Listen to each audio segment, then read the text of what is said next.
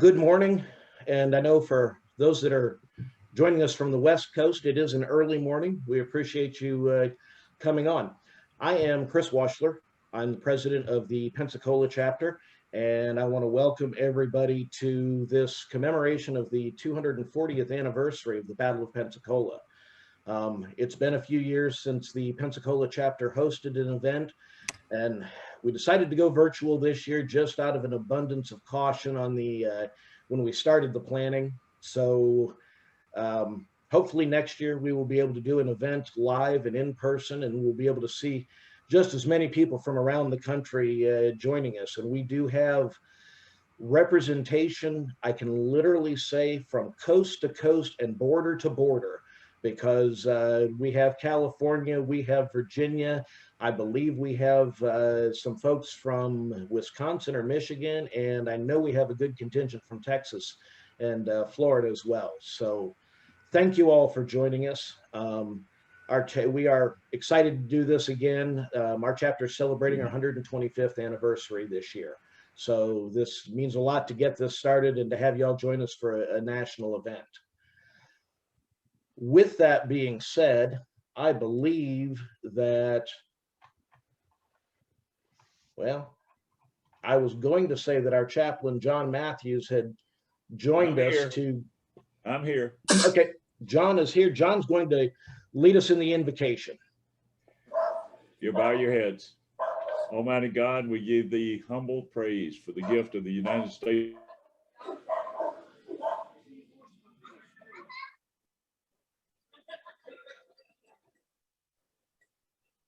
of America, for the vision that we may have peace at home.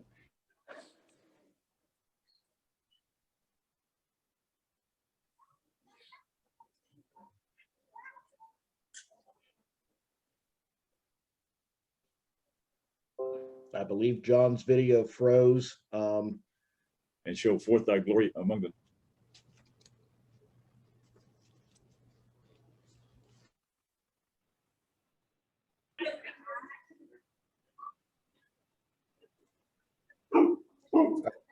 Thank you, John.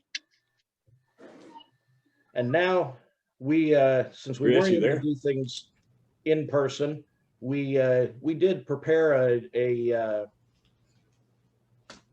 presentation of colors that was actually done at Fort George. Had a group from the Northwest Florida region got together and they were able to do that. So I'm going to share that with you. So if you would like, please rise for the presentation of colors.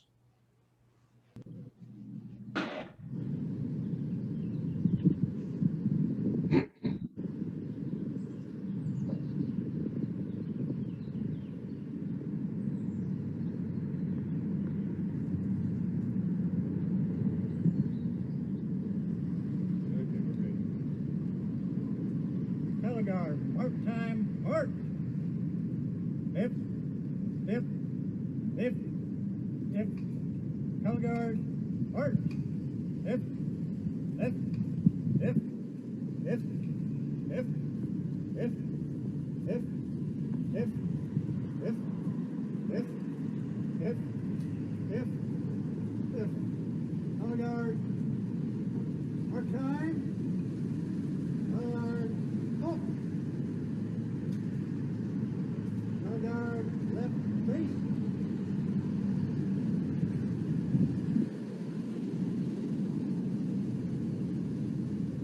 Color guard, present arms.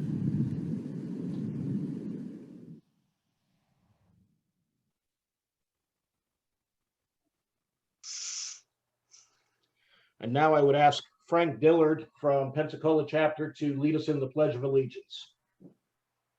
All right, thank you so much, Chris. I pledge allegiance to the flag of the United States of America and to the republic for which it stands, one nation, under God, indivisible, with liberty and justice for all. Thank you, Frank. And Ray Judd from our chapter, if you would lead us in the SAR pledge, please. We descendants of the heroes of the American Revolution,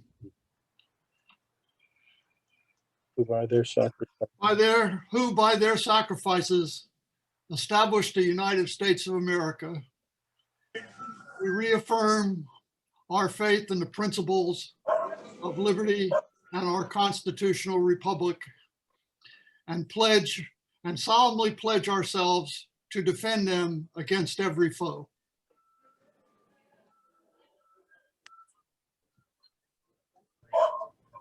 Thank you, Ray. And now we'll have the color guard post colors. You want to ask your sister and brother-in-law if they want to come Friday evening? I'll talk to them this week. What are you doing?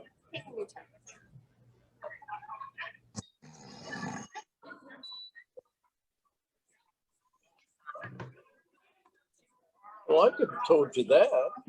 Bob, you're not muted. My apologies. I had a slight problem getting the video shared here. There we go.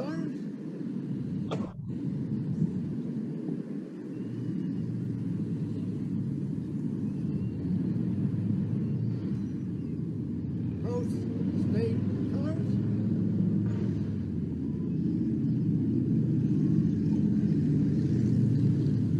Color guard over arms.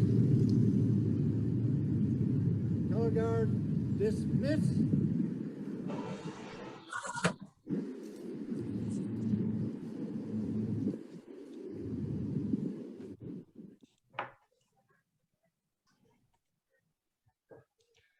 All right. If everyone would be seated, thank you all. And as a quick reminder, if you are not speaking, please go on mute. And that way we can hear all of our speakers if need be. It is now my pleasure to be able to introduce our mayor of Pensacola, Grover Robinson, who has agreed to join us and bring some welcoming remarks from the city. Grover, I will turn it over to you.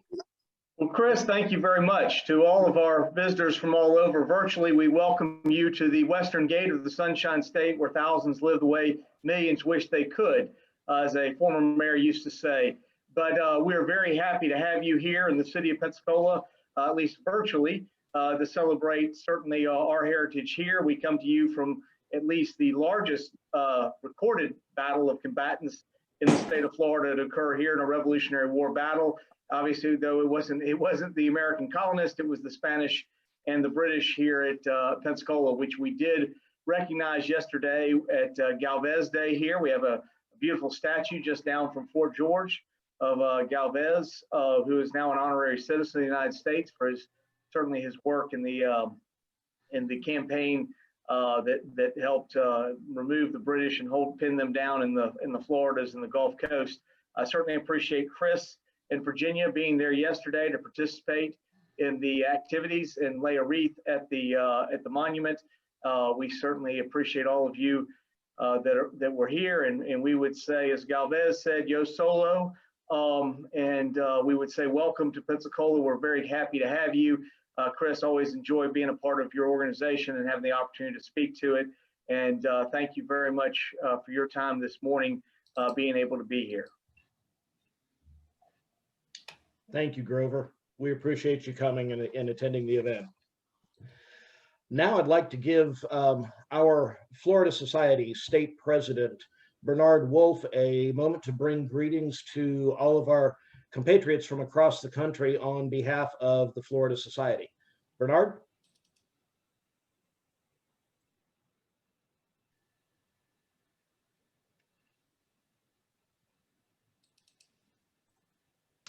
You're on mute. You may be on mute still.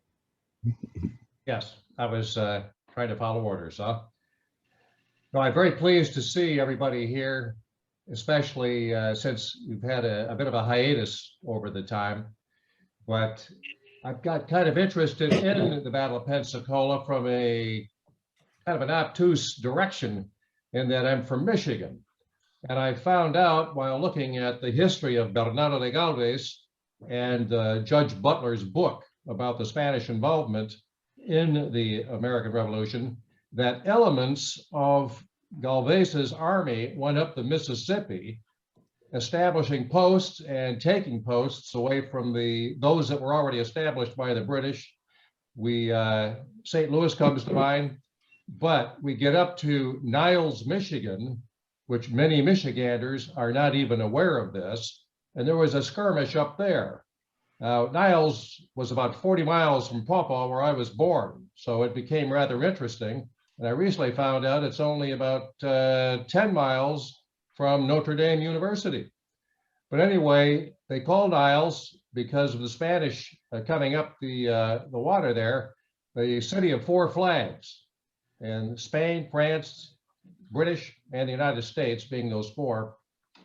Although the fourth there in St. Joseph, that Galvez's army was able to take over for a while before they left, but it did stop or staunch the British coming back down the Mississippi to infest at that time the cities of New Orleans and St. Louis. So you guys had a great beginning to stop the British advancement into the West and west of the Mississippi too. So as the FLSSAR president, I want to bring you greetings from the state and wish you a very pleasant and happy event. Thank you, Bernard. And now I'd like to take a minute. We have a number of guests with us from our national society, several of our national officers, as well as other society state presidents. I'm checking a couple of people to see if they were able to get in, but I'm going to go ahead and recognize those that I know are here. And for those that I recognize, if you'd like to take a moment and bring greetings, this will be your opportunity for that. But and these are in no particular order, but first is Chris Moberg, who is the Vice President General for the National Society Sons of the American Revolution for the Central District. On behalf of the Minnesota, Iowa, Nebraska, and Dakota societies, I bring you greetings. Next, I have Alan Greeley, who is Vice President General for the South Atlantic District for the National Society. Good morning, gentlemen. It is a pleasure to be with you today.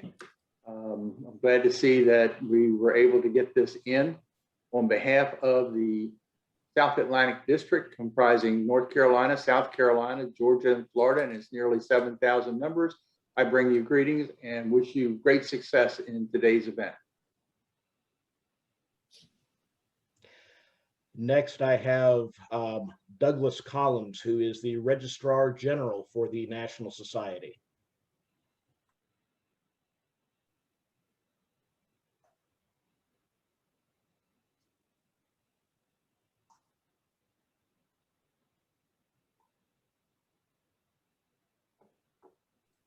Actually, it looks like he may not have been able to join us. Recognizing some of our other state society presidents that are with us. Ben Jones, the state president for the Mississippi Society.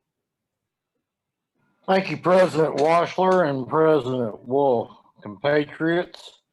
It's a pleasure to be with you this morning. Let me start by congratulating the Pensacola chapter of the Florida Society, Florida's first, for producing this wonderful celebration in a virtual format in the face of today's challenges.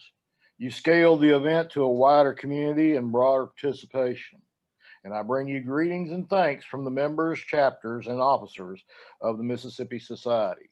We congratulate you on your 125th anniversary and thank you for allowing us a small part in these ceremonies.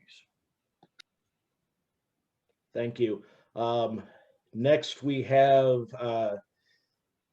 Jay DeLoach, who is the state president for the North Carolina Society. Morning, everyone. Thank you, Chris. And I bring you greetings from the 28 chapters and the 1,371 compatriots of the North Carolina Society. We honor the brave Spanish and French sailors and soldiers who achieved a significant victory in Pensacola, a victory that played a key role in our victory later at Yorktown. Thank you. Thank you. And that I have, as far as our last state society president on my list, Scott Giltner is actually the president-elect for the Kentucky Society. Bring you greetings from the Kentucky Society and wish to thank the organizers of this event for allowing a virtual participation in the commemoration of the Battle of Pensacola. Thank you. Thank you. We also have some visitors from other organizations, one of which I would like to recognize is Ginger Poffenberger is with us. She is the Honorary Vice President General for the National Society Daughters of the American Revolution. Good morning. It is a delight to represent the National Society and bring greetings to you all today. And I enjoyed doing the wreath laying yesterday with Chris. And of course, I live here in Pensacola, which makes it even more exciting for me. I'll give you a little piece of DAR trivia. The wonderful portrait of Bernardo de Galvez that now hangs in Washington, D.C. was stored in the National DAR headquarters vault until it was ready to be hung after he had been declared an honorary citizen. So current day, we're having our impact as well. Congratulations and a good job, Chris. Thank you, Ginger. And the last that I have on my list, and I don't believe he was able to make it based on the attendance as I'm looking here, but I wanted to actually recognize that we had registered, and I was hoping they were going to be able to attend, and I'm probably going to mispronounce the name, and I apologize, but it is Apollonio Fidel Santos, who is the Governor General for the National Council of the Granaderos y Damas de Galvez, which is an organization that is dedicated to preserving the legacy of General Galvez. But as I said, I don't see that they were able to make it. Yeah, okay. Going on, before we get to our featured speaker, I know a lot of you, I'm guessing most of you actually have probably not had the opportunity to visit Pensacola before, to see actually Fort George and where it's located within our downtown, or to see the new monument that we have to General Galvez. So with the help of a local company, we put together a quick video here that will kind of give you an idea of where Fort George is and the place that it holds within Pensacola.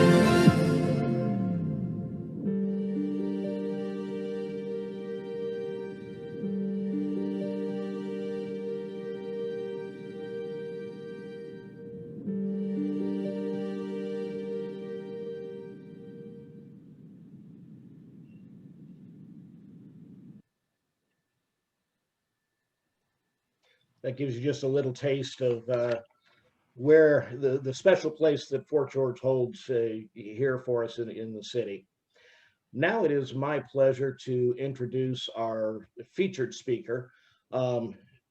He is a member of the Pensacola chapter. I believe, if I am not mistaken, he is a past president of the chapter. He actually predates me being in the SAR. He also does historical tours around Pensacola. And most importantly, he is the author of a book on the Battle of Pensacola titled The Longest Siege of the American Revolution, Pensacola. It is now my pleasure to introduce Wesley Odom. Good morning, everyone. It's a pleasure to be here with you all. Hope you can hear me well. And it's good to see some familiar faces from around the state and even in our own Pensacola. You know, when you hear about Pensacola and the longest siege of Pensacola, the first thing people think about is, wait a minute, how can be the longest siege of the American Revolution be in Pensacola? I thought it was in Boston. You know, and that's the first thing you think.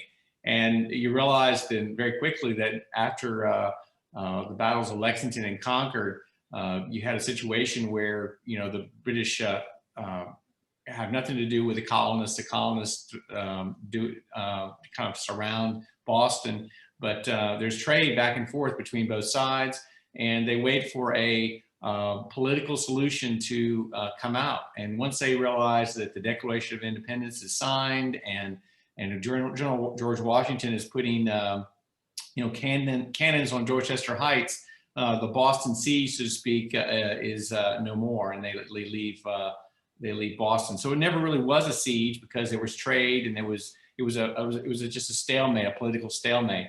But in Pensacola, you have a 61-day siege, which is very much that.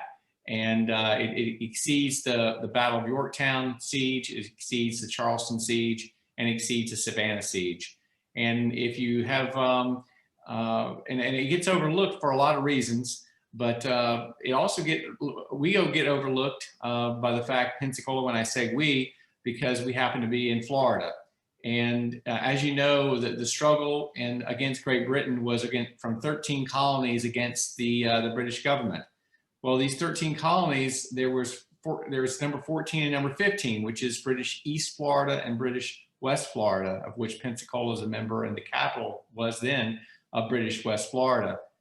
And what's fascinating is both the 14th and 15th colonies were invited to participate in a rebellion. So, but we conveniently decided to not participate in the rebellion. And so as a result, we don't get any stars in the 13-star flag. And that's why.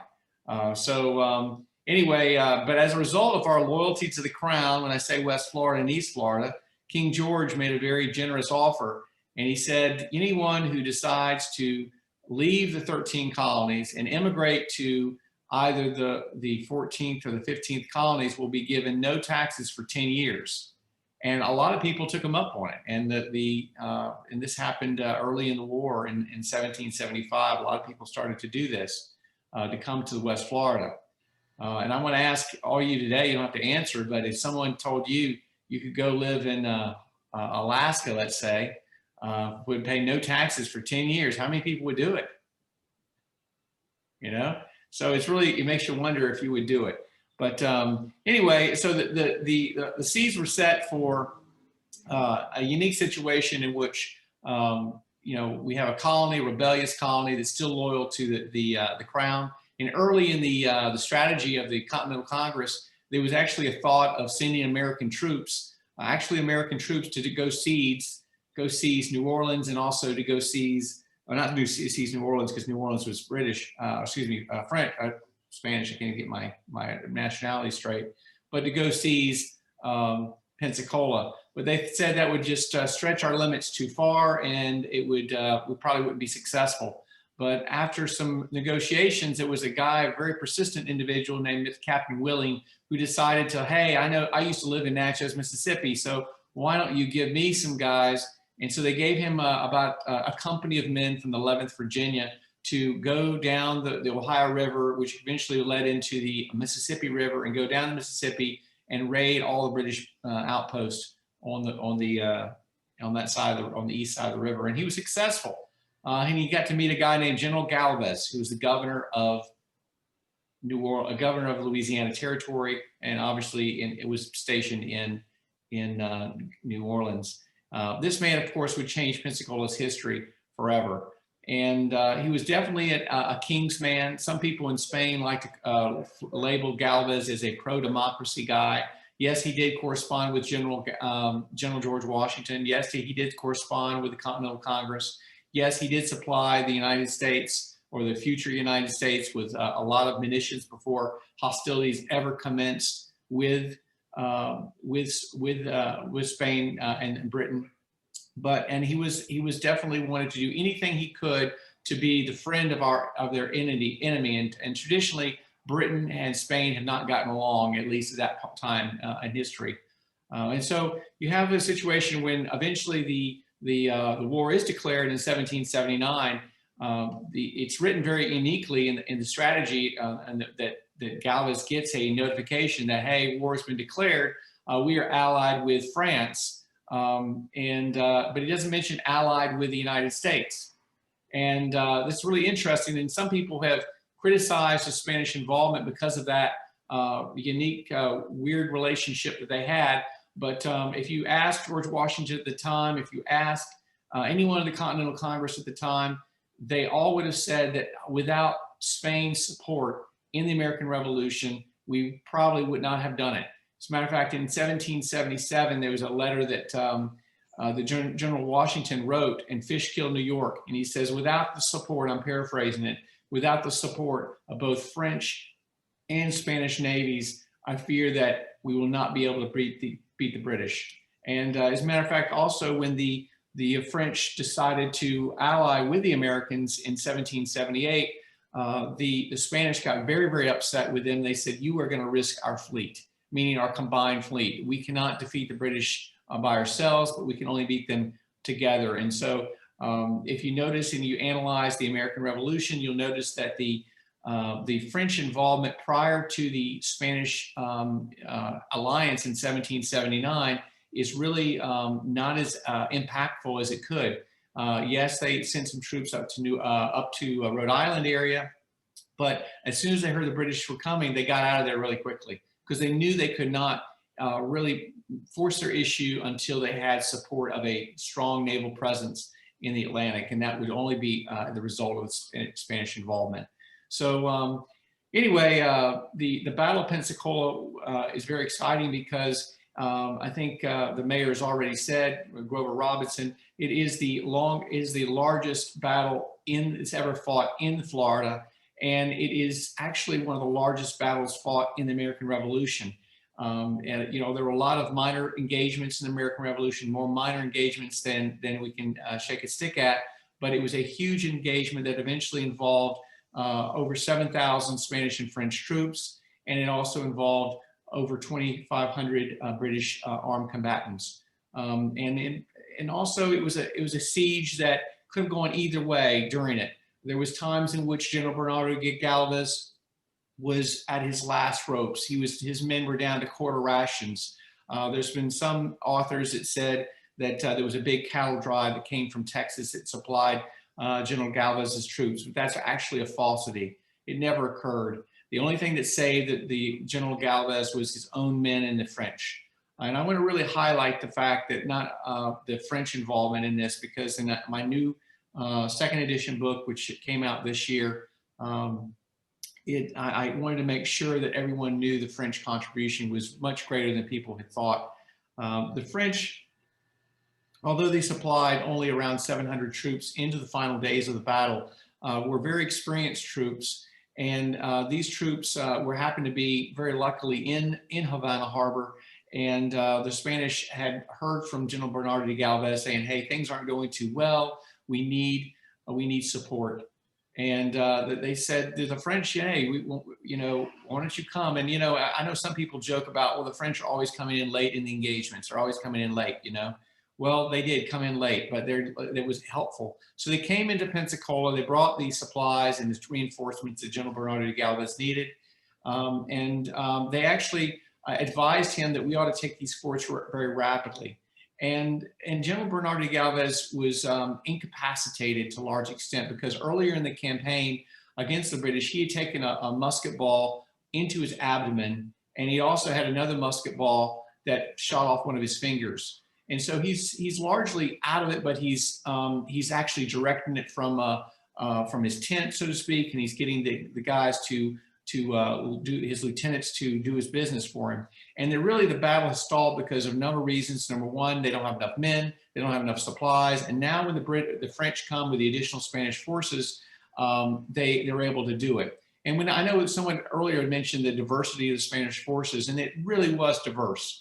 They had around maybe I don't have the exact numbers in front of me, but between 100 and 200 colonial militiamen that were from Louisiana. So there are people in Louisiana to this day that trace their lineage back to this battle, and they were assisting in the battle. You had a small detachment of Cuban militia that were here. That was around 100 to 150. You also have Black Havana, which is a Black-only regiment from Havana. That was a very small contingent. But then you had most of the Spanish garrison, which was made up of Louisiana regulars, they had a slightly more in number. And then you had other peninsular troops like Aragon, Guadalajara, Principe, Navarra. I mean, some of the most battle-hardened troops of the Spanish could give. These troops had never been en masse to the continent, the North American continent before, and it would never again happen after this.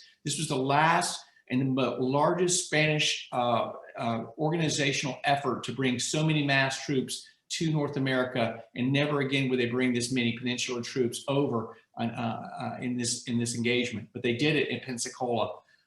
So he's, General Galvez, who's a 35-year-old guy, is commanding a very large group of men from his tent, and it hasn't gone well. So they try to bombard the emplacements, and the British have done a really good job by fortifying Pensacola in 3 brand new forts. And I know that Chris did a really neat job putting a picture of a small historical marker of Fort George. And when you see Fort George, some people think, oh, wow, I could take this out with my 12-gauge shotgun. This is a joke. But in reality, this fort was 5 acres. It was surrounded by a deep trench. It had a wooden palisade around it. And in the middle portion of it, the bastion was a brick bastion that was brick with another about 10 feet of dirt. And then there were casemates underneath that where the men would hide out when they weren't on watch on the deck above it. I mean, it was a very, very elaborate system. It was a brand new fort, had just been built, and there were 2 other stockades that the British had built north of this main fort. Unfortunately, these other stockades are not in existence right now. As a matter of fact, one of the stockades where it was located, there's an incorrect sign that the city of Pensacola is working towards getting it removed, because it says this is a site of Fort San Bernardo, which is actually the Spanish fortification that they last dug that attacked this British fortification. So that's going to be, hopefully within the next 6 months, we'll get that correctly identified and have the SAR out and the DAR as well to rededicate the correct sign of where it should be. Because if we're going to tell history, we need to tell the correct story of history. We can't be revisionist. We have to tell the real story in order to put it in the proper framework. And if you go to that site today, I encourage everyone to come to Pensacola. And there you can actually see a house on top of this hill. And the person who built this house in the 1950s said, don't destroy the fortifications. I want everyone to be able to see this fortification so they can know how much effort went into it. And it's really amazing if you see this. This was done by the British, and it took a long time for them to do it with a lot of soldiers. As a matter of fact, it was so hot in Pensacola, the men would wake up at like early in the morning, like around 3 o'clock in the morning. They'd work until it got hot, and they'd take off around 11 o'clock, and they wouldn't work again until like 5 o'clock in the afternoon, because it would still be light then, and they'd work some more because it was just so deadly hot in the summertime. But anyway, it's a lovely place to see, and right now it's a historic neighborhood, so you can still see some evidence of the battlefield. And it's also exciting because you can dig up things in the battlefield. My house is in North Hill, and we've dug up actually a Spanish mortar shell. It was unexploded, 10 inches, now in the museum downtown. Anyway, but let me go back to the French. The French ended up telling Galvez late in the siege, you better leave, you better get this redoubt that you're attacking because we're gonna leave. We think this thing should have been over a long time ago, and you've got to make it happen. Well, within the same day that the French were packing up their bags because they haven't been successful in taking it, and they refused to really listen to what the French had done, a miracle shot hits the magazine of one of the North redoubts. And it was really weird because the guy was literally opening the door of the redoubt, and a howitzer shell, which by the way was fired by the French, okay, which is an interesting thing. I uncovered that recently. Fired by the French, and it went inside the open door and exploded, and it killed around 50 of the 103 people who were in the redoubt. 50 people were instantly killed. Another 48 or so were injured, some critically, and only 3 people actually were not injured at all. But the Spanish were not prepared for this. This was like a surprise attack or surprise hit. And there was a huge like mushroom cloud that went up all the way up to like 400 feet up in the air. It was crazy. Everyone woke up, so to speak. The guys were on watch. It was a big thing, and it took a while to get going again. But it was eventually that the British decided to surrender because they were running out of ammunition. They got to the point where they were picking up cannonballs that had been shot by the Spanish, and they were loading them into their cannons so they could shoot them back at the Spanish. It was that kind of critical situation. So they really wanted to fight to the last if they could, and it was tough. But once the French left this battle, and someone's already alluded to that in the conversation earlier, I was excited when they said this. The French went back to Havana where they wanted some R&R, and while there, they passed the hat to collect some money. And they got Spanish money because their next visit was in Yorktown. And they went to Yorktown to do what? To pay the American soldiers who had been paid in eons, you know? So they paid them with Spanish money.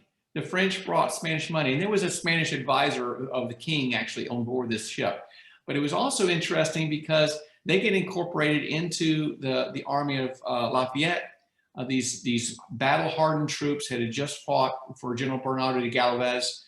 Several had died actually on the battlefield in Pensacola, but they fight with Lafayette, and they're put into an assault on redoubts number 9 and 10. One of them was assaulted by Americans pretty much with a few Frenchmen, and one of them was a pure French unit. What's interesting, I bring this up, is because these redoubts that they were supposed to take, 9 and 10, the Americans were being led by Alexander Hamilton, and the French colonel who leads the French detachment are taking out redoubts the exact same size of the one that was in Pensacola, exact same construction, stockade construction, high dirt mount.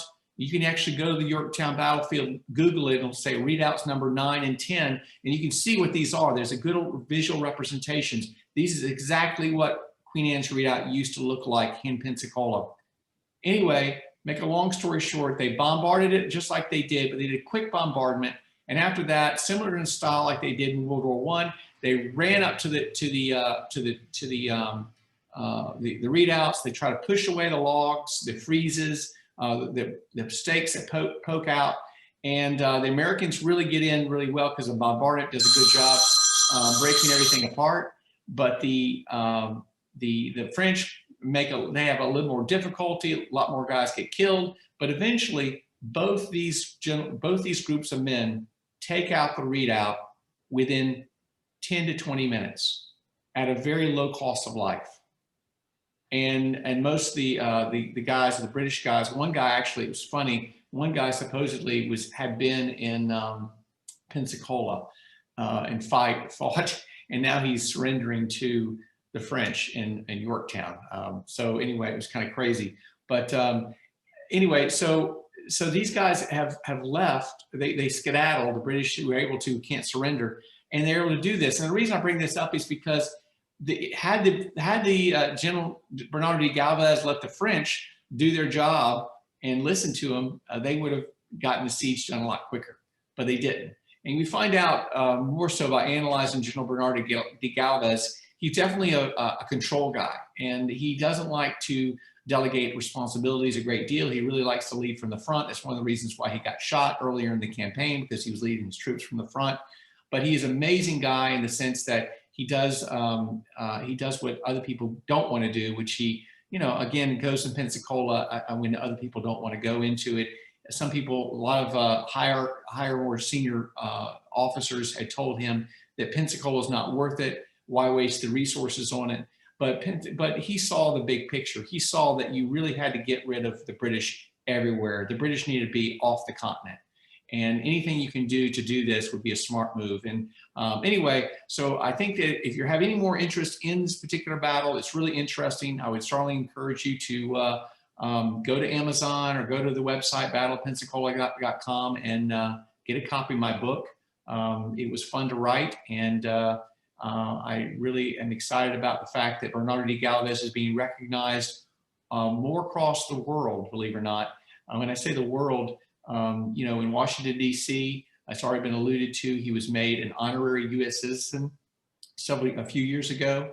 And this has only been given to I think 7 or 8 people, including Winston Churchill, Marquis de Lafayette, people like that. I mean, it's a huge honor, but yet our country honors this gentleman. And then also too, there's his hometown in Machara Vieja, and some of you may have been there. I highly recommend you guys visit. I've probably been there 3 or 4 times.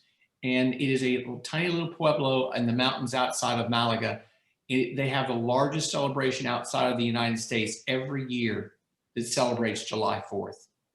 And I've been there. It's an amazing experience. These Spaniards line up. They have this pageant. They march through with uniforms, Revolutionary War uniforms. They have a pageant they recreate a small version of the Battle of Pensacola and narrate it and talk about the contributions to American independence. And then at the end of it, they shoot off fireworks from the base of the mountain that actually fire right over your head. And you're so close, they would never allow this in the United States, but the embers of the fireworks are falling in your eyes. It's that close. It's absolutely amazing. And at the end of it, after everything's all done, they serve everyone in the community, whoever shows up, hot dogs and hamburgers and apple pie. It's in Spain, and they celebrate our freedom, and because they know that their contribution into the greatest republic in the world is, and they have a part in it because their hometown hero, Bernardo de Galvez, helped make it possible. And so I know we all are dedicated in espousing the great contributions that our forefathers did to make this country what it is today. And it's up to us to continue to share that experience with other people, to educate and inform and make sure people realize that freedom has a cost, and people in all cultures, white, black, and someone mentioned all these different nationalities. There were Walloons from Belgium in his army. There were Irishmen fighting for the British, and there were Irishmen fighting for the Spanish. They had French, you had Spanish of all part of the whole peninsula there. It was amazing, diverse culture. Germans on both sides fighting against each other, but it was blood and it was cost, but freedom is never free. So anyway, with that, I'll close. I really appreciate it. I did have a slide presentation, but my computer didn't get going this morning. So I apologize about that. You have to come see Pensacola. It's even more beautiful that Chris's slideshow even portrayed. The whitest beaches on the Gulf Coast, the sparkling waters. It is only a town of 450,000 in the greater metro area. And in Pensacola during the Revolutionary War, it was a town of only 1,500. So we've grown a lot, and we welcome you to Florida. Any questions? Wesley, I always enjoy I always enjoy you talking about it. But I found it interesting several years ago. It was 2009 when there was a big thing between Florida and Spain, and the King of Spain came here. He only visited 2 places, one of which was Miami, which everybody would have expected he would visit. But the other one was Pensacola, because he actually wanted to go to the fort and laid a reef there, and came to Pensacola simply because of the battle and the importance that the battle is viewed within Spain. Absolutely. You're absolutely right. I'm so glad you bring that up, Grover, because it's interesting because we did have a celebration at the time. It was called the 450th anniversary of the founding of Pensacola, which originally the guy named Tristan de Luna came here in 1559 to do that. Well, in Spain, Tristan de Luna is a joke because he didn't succeed. But their hero is Bernardo de Galvez, and the king came specifically. He says, "I will come to the marker to dedicate your 450th marker, but first and foremost, I will honor Bernardo de Galvez and his contribution." So, absolutely, the Spanish people are more and more knowing about this, and they're talking about Bernardo de Galvez's contributions in Spain and the United States. Wesley, thank you. Fascinating as always. We appreciate the wealth of knowledge about the battle, about putting it in context of the larger fight for independence. So we very much appreciate you coming and speaking today. Thank you very much. Appreciate it, Chris. Chris, Tom Whitelock from Dallas, Texas. And I wanted to mention the fact that I have one of the highest honors that can be bestowed upon a color guardsman of the year, and that is to receive the Galvez Gold Medal as my top award. This is something that is given once a year to the top color guardsman in Texas. But the presentation today makes it more significant and honor, and it will drive me to read more into the history of Galvez and his service to the full country and not necessarily just to the Southwest in the service. Thank you for inviting me. Thank you, and we appreciate hearing about that, and congratulations on the medal as well.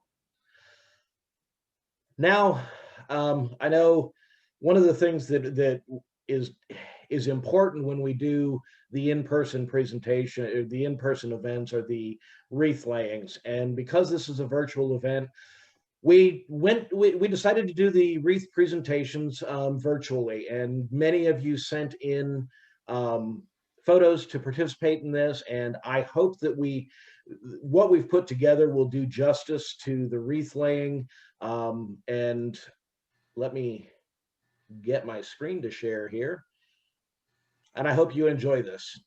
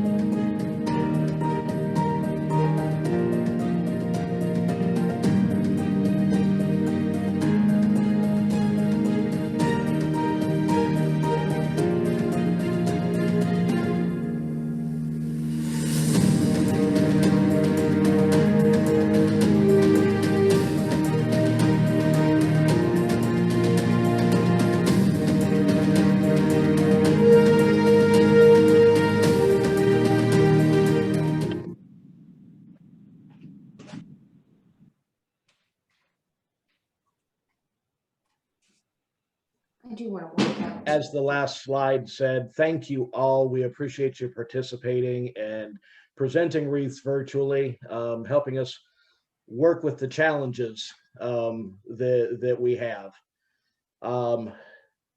Finally, I would ask everyone if you would rise. We've reached the end of the event. Rise for the retirement of the colors, and then we will have the SAR recessional and benediction.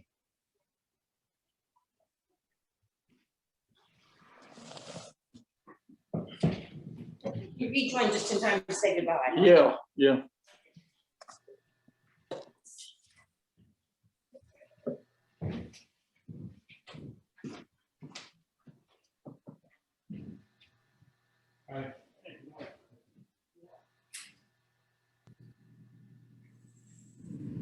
Color guard, first sign, march. Color guard, march. Left, left, left, left, left, left, left, left, left, left, left, left, left. Color guard, march time. Color guard, halt. Color guard, left face. Color guard, present arms.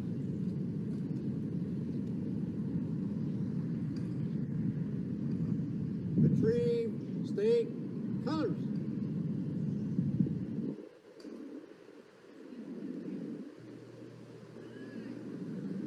Retrieve national colors.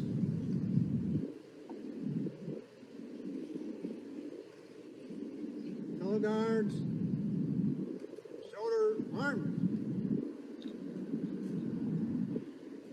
Color guards, right face. Color guards, march. Left, left, left, left, left, left, left, left, left, left, left, left, left.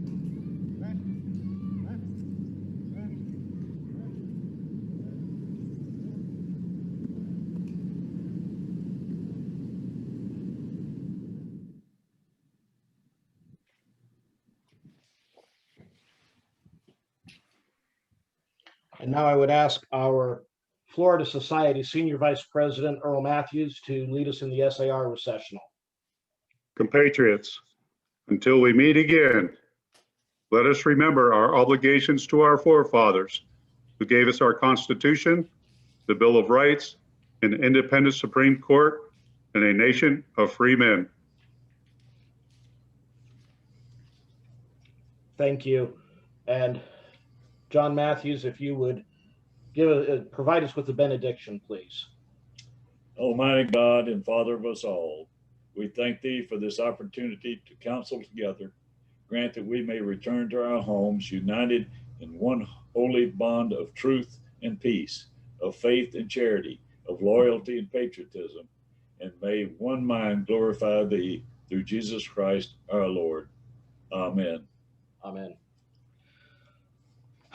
Thank you all again. We appreciate you participating.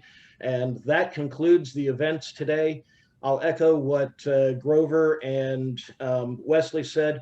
Please come visit Pensacola. There is a lot of history here in our city. Just in one street, I heard Grover say yesterday, in one street alone on Palafox, you have the American Revolution being fought at one end of it, and further down the street, you actually have the location where the state of Florida joined the Union. So please come join us, and thank you for having come today. Thank you, Chris. Well done, Chris. Excellent event, Chris. Thank you. Thank you for Thank the you. invitation. Thank you. Very well done. Good job. Thank you. Thank you, Chris. Thanks. bless all. Society of the SAR and the Thomas Nelson Jr. chapter, I wish to invite you all to Yorktown on October the 19th for the Yorktown Victory Celebration. It looks like by June the 15th, many of the Virginia restrictions are going to be lifted, though we may have to have masks. We had a limited presentation and a memorial service at Governor Nelson's grave in Yorktown. In June, we will be having the Yorktown Victory Celebration Committee meeting to figure out how much we're going to be actually doing.